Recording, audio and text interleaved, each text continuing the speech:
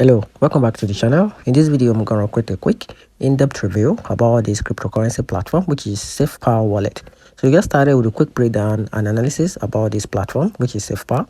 So to get started, SafePal Wallet is a multi-chain self-custody wallet that supports both a mobile app and hardware wallet. It's known for its wide support of token, app access, staking, and strong security features like air-gapped QR code and sign-in together with cold storage.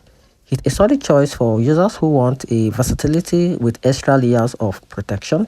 However, SafePal has faced some user concern, report of frozen account, failed transaction, and issue after firmware update have raised caution.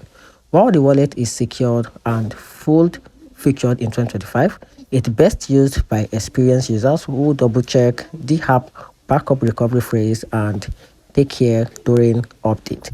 And that's it. So let me know in the comment section what you think about this cryptocurrency platform, and that's it.